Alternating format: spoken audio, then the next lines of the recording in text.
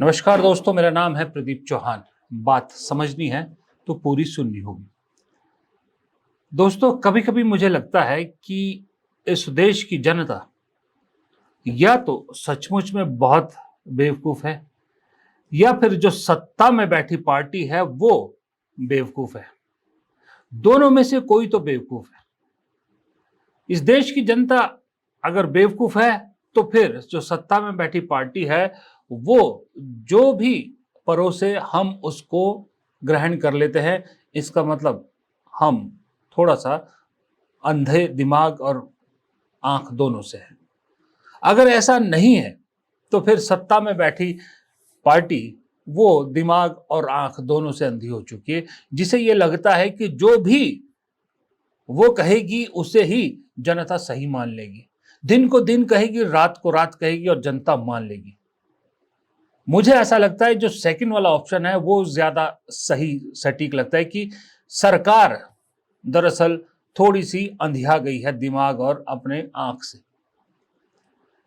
इतनी मोटी बात क्या इस देश की जनता को समझ में नहीं आएगी कि पहलगाम अटैक कब हुआ था, कितने दिन हो गए, उस दिन से लेके आज तक आतंकियों का सुराग तक नहीं मिला। आतंकी कहां है कोई खबर नहीं।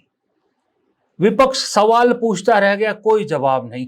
लेकिन आज सदन में ऑपरेशन सिंदूर पर चर्चा होनी थी तो ठीक उसी दिन जम्मू कश्मीर में एक सेना का ऑपरेशन होता है जिसमें आतंकी ढेर किए जाते हैं, 3 आतंकी। और उन आतंकियों के ढेर किए गए, मीडिया सूत्रों के हवाले से चलाती है, सूत्रों के हवाले से खबर चलाती है कि मारे गए आतंकियों में से 2 पहलगाम अटैक में भी शामिल थे। सूत्रों के हवाले से चलती है खबर, आर्मी के हवाले से नहीं।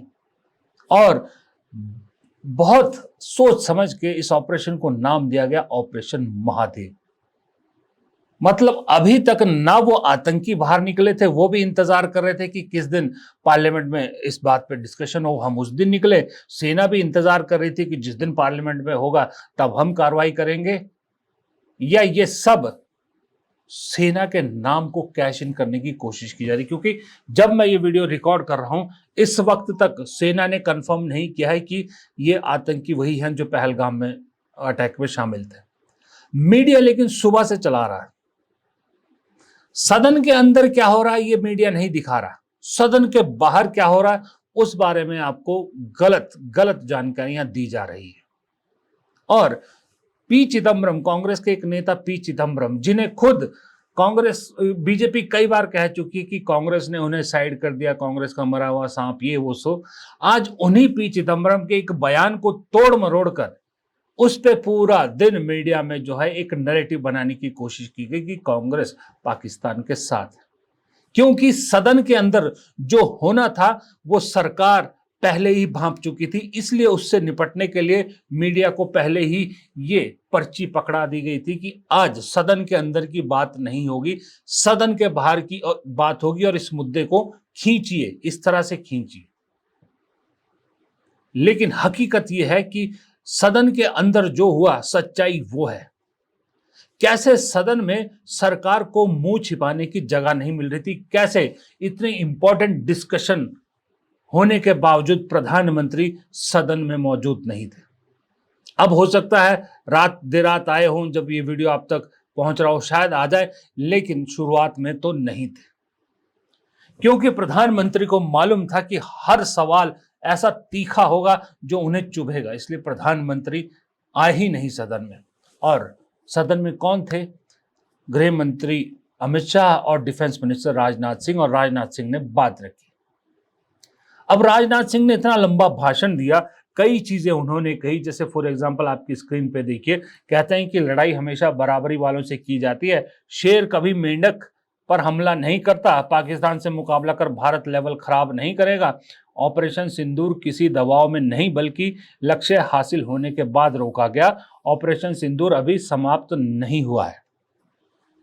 एक कहावत है, खिसियानी बिल्ली खंबा नोचे। पूरे भाषण में राजनाथ सिंह के एक बार भी ट्रंप जो 27-28 बार दावा कर चुके हैं उसे गलत साबित नहीं कहा। एक बार भी ट्रंप का नाम लेकर राजनाथ सिंह ने नहीं कहा कि वो गलत बोल रहे हैं। एक बार भी राजनाथ सिंह ने पूरे भाषण में चीन का नाम नहीं लिया, जबकि इस देश की सेना चीख चीख कर 2-3 बार सेना के अफसर कह चुके हैं कि असल लड़ाई जब लड़ रहे थे तब पता लगा कि असली लड़ाई तो भारतीय सेना चाइना से लड़ रही, क्योंकि चाइना के हथियार पाकिस्तान जो है वो इस्तेमाल कर रहा था, चाइना की टेक्नोलॉजी इस्तेमाल कर रहा था। उस चाइना का एक बार भी नाम नहीं लिया और अपनी फजीयत बचाने के लिए अब कह रहे हैं कि हमने पाकिस्तान के साथ सीजफायर इसलिए कर लिया कि शेर मेंढक से क्या लड़ता। अजब कहानी है। एक छोटी सी झलकी देखिए सदन का असली, जो सदन में आज क्या हुआ, इससे आपको काफी आइडिया मिल जाएगा। कि सीमा पार करना या वहां की टेरिटरी कैप्चर करना इस ऑपरेशन का उद्देश्य नहीं था। क्यों नहीं था? होना चाहिए था। आज उन्होंने खुद कहा कि हमारा मकसद जमीन लेने का नहीं था। क्यों नहीं था? पाकिस्तान ऑक्यूपाइड कश्मीर अगर आज नहीं लेंगे तो कब लेंगे? देखा आपने, दरअसल इस झलकी में ही सदन की पूरी कार्रवाई। दरअसल आज सदन शुरू होते ही गौरव गोगोई ने, कांग्रेस के गौरव गोगोई ने जो भाषण दिया वो ऐतिहासिक भाषण था। जब जब सदन में ऑपरेशन सिंदूर पर चर्चा का जिक्र होगा तब तब गौरव गोगोई के इस भाषण का जिक्र लाजिम होगा। आप मेरे से लिख के ले लीजिए। गौरव गोगोई ने सरकार को हर मुद्दे पर ऐसा घेरा कि ऐसी फजीयत हुई सरकार की कि उसके बाद न सदन में गृह मंत्री दिख रहे थे न रक्षा मंत्री दिख रहे थे। सीधे सवाल गौरव गोगोई ने इतने तीखे पूछे कि गौरव गोगोई के सवाल अगर प्रधानमंत्री होते तो शायद उन्हें भी सदन से भागना पड़ता। जब उन्होंने गृह मंत्री से भी इस्तीफा मांगा, रक्षा मंत्री को भी जिम्मेदार ठहराया, कहा कि आप लोग लेफ्टिनेंट गवर्नर के पीठ के पीछे छुप नहीं सकते। पहलगाम से लेके ट्रंप तक हर सवाल उन्होंने पूछा है। क्यों हुए? आज मैं ये जानना चाहता हूं कि पिछले 20 वर्ष में सबसे घातक आक्रमण हमारे महिलाओं पर हुआ, हमारे बच्चों पर हुआ, भारत के आत्मा पर हुई। हमने सबने वो दहशत को अनुभव किया। हम सब एकजुट हुए। हमने पूरी तरीके से समर्थन प्रधानमंत्री मोदी जी को दी कि अब जाइए, और ऐसा एक माहौल बन चुका था कि देश किसी भी कीमत चुकाने के लिए तैयार था। पूरा देश प्रधानमंत्री मोदी जी के साथ था, विपक्ष प्रधानमंत्री मोदी जी के साथ था। और अचानक 10 मई के दिन पे हमारे राष्ट्रदूत कहते हैं कि हम पाकिस्तान पर हमला करेंगे, और शाम के 10 मई को सूचना आती है कि पाकिस्तान के साथ अब युद्ध पर हम परिणाम दे रहे हैं, सीज फायर हो गया। क्यों हुआ? हम आदरणीय प्रधानमंत्री मोदी जी से जानना चाहते थे, अगर पाकिस्तान वाकई में अपने घुटने टिकने के लिए तैयार था तो आपने क्यों रुका? आप क्यों रुके? और किसके सामने आप झुके? किसके सामने आपने सरेंडर किया? किसके सामने आपने सरेंडर किया?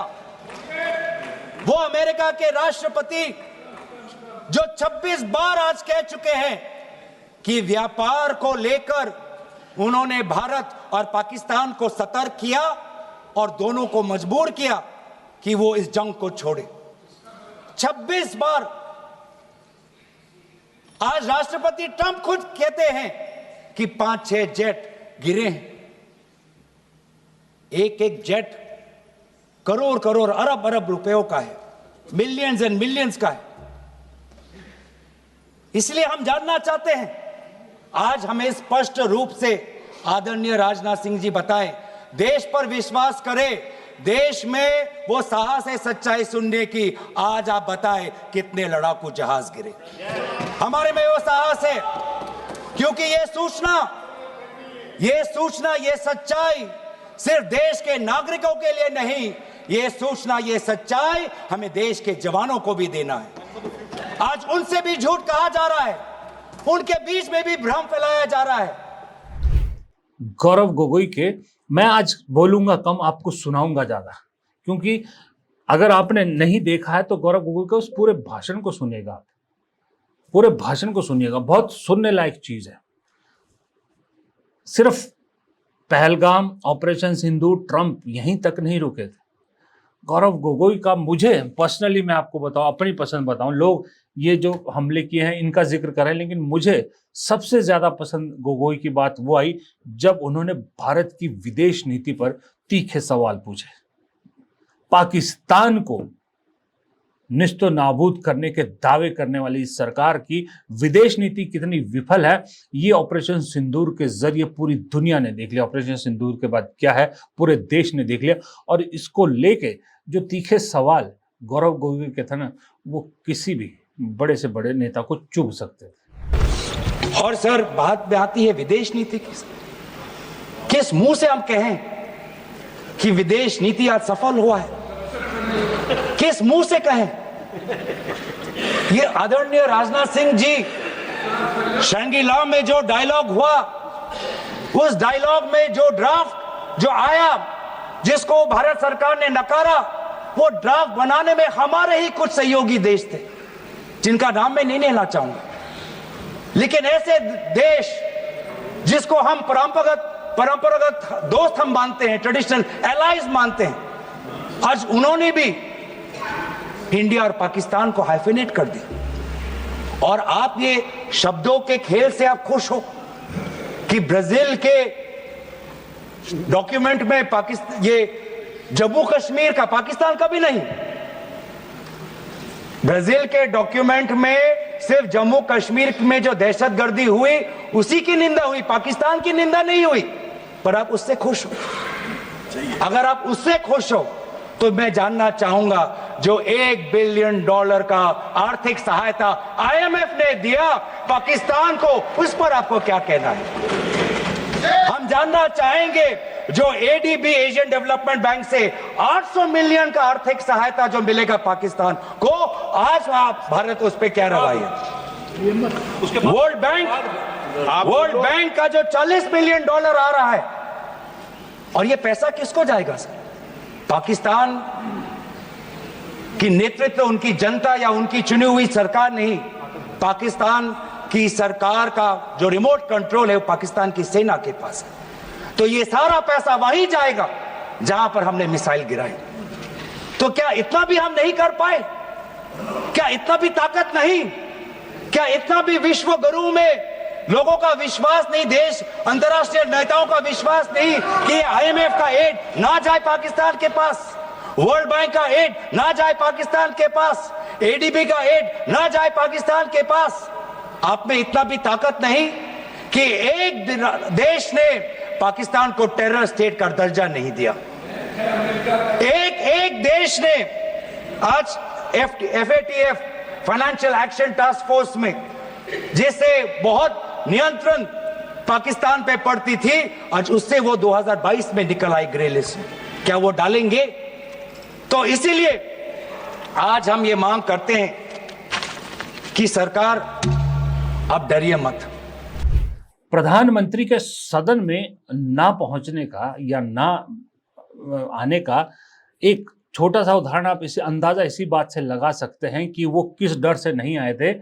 कल्याण बनर्जी है TMC के, उन्होंने भी अपने भाषण में, बंगाली में भाषण दिया, उन्होंने भी बड़े जोरदार तरीके से कहा कि अगर मोदी जी इतने ही महान नेता है तो अपने, चलिए सदन में छोड़िए भाषण दे, कम से कम अपने X हैंडल पर क्यों नहीं एक बार भी आज तक ये कहा कि डोनाल्ड ट्रंप जो कह रहे हैं वो गलत है। क्यों? क्योंकि कल्याण बनर्जी कहते क्योंकि जैसे ही मोदी जी अमेरिकी राष्ट्रपति के सामने खड़े होते हैं, उनकी हाइट 5 फुट की रह जाती है और सीना 56 इंच का, जो सीना बड़ा बड़ा दावा करते हैं, वो घटकर 36 इंच का रह जाता है।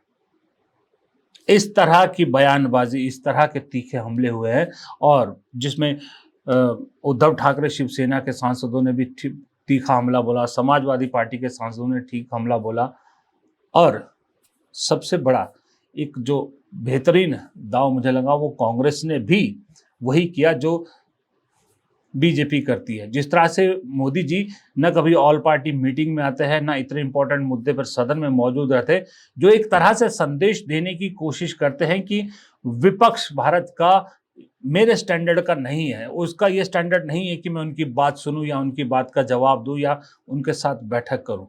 उसी तरह का जवाब आज राहुल गांधी ने भी दिया। सुबह से चर्चा यही थी कि राहुल गांधी चर्चा की शुरुआत करेंगे, राहुल गांधी चर्चा की शुरुआत करेंगे। राहुल गांधी ने जैसे ही देखा कि मोदी जी सदन में नहीं है, उन्होंने भी संदेश दे दिया बीजेपी को कि तुम भी इस लायक नहीं हो कि मैं तुमसे सवाल पूछूं जब तक मोदी जी यहां पर नहीं है। तो उन्होंने अपना नाम स्पीकर से ले लिया और गौरव गोगोई से शुरुआत करवा दी। जबकि हमला भार पूरा अमला लेके बैठी हुई थी, गोदी मीडिया तो पूरे पेन पेपर लेके बैठी होगी सदन के बाहर की जैसे ही राहुल गांधी कुछ बोलेंगे तो यहाँ के 2 वर्ड काट के यहाँ के 2 वर्ड जोड़ के उसको कुछ नेगेटिव बना के आज हम चला देंगे। राहुल गांधी ने कहा, जाओ बेटा, मैं तुमसे 4 कदम आगे सीख गया हूं कि तुम्हारी स्ट्रेटेजी क्या है। तुम अपने आका को बचाने की कोशिश कर रहे हो, जाओ। जिन चेलों को आका सामने करे वो चेले मेरे सामने टिकने लायक नहीं, मेरे लायक नहीं है, इसलिए जाओ, मैं उन्हें मुंह ही नहीं लगाता। ये है ईंट का जवाब पत्थर से देना। लेकिन सदन में जो हुआ, मुझे वो एक्सपेक्टेड था कि ऐसा ही होगा, इसीलिए जवाब देने की जिम्मेदारी राजनाथ सिंह, गृह मंत्री अमित शाह भी बोलेंगे उनकी है और विदेश मंत्री की लगाई है। मोदी जी खुद इससे बच गए क्योंकि मालूम था बोलने के लिए है कुछ नहीं, सवाल ज्यादा है। अगर मोदी जी पहले बाहर ही एक आध बार भी ट्रंप के दावों को झूठा साबित कर कह गए होते, चाहे झूठ को ही सही, मुंह रखने को ही सही, ये चीन को लेके 1-2 बार बात कह गए होते तो मोदी जी छाती ठोक के सदन में कह रहे होते, लेकिन हिम्मत नहीं हुई। ऊपर से सरकार सदन के अंदर भी कह रही है, मजे की बात है कि भारत का कोई नुकसान नहीं हुआ, भारत पे जितने हमले पाकिस्तान ने किए कोई नुकसान नहीं हुआ। यार, आपके सेना के अधिकारी 2-3 बार बोल चुके, आपके सीडीएस इशारा कर चुके हैं कि ये इंपॉर्टेंट नहीं है कि कितने जेट जो है उनको नुकसान हुआ, इंपॉर्टेंट नहीं है कि नुकसान क्यों हुआ। सेना के अधिकारी कह चुके हैं कि चीन से हमारा मुकाबला था, चीन के हथियार थे। वो कह चुके हैं कि हमें पॉलिटिकल लीडरशिप ने रोक रखा था कि सैन्य ठिकानों पर उस पर हमला नहीं करना। पुंछ की तस्वीरें, पुंछ राजौरी की तस्वीरें हम सब ने देखी है, जिनके लोगों के घरों पर पाकिस्तान ने हमला किया और लोगों की जान गई। फिर भी सदन में भी सरकार कह रही है, सरकार के मंत्री कह रहे हैं कि ये कुछ नुकसान भारत का नहीं हुआ। मुझे नहीं मालूम, पहली वाली बात की तरह या तो हम बेवकूफ़ हैं या वो जो हमें बेवकूफ़ समझ रहे हैं वो महाबेवकूफ़ है। ये डिसाइड आप कीजिए। फिलहाल नमस्कार।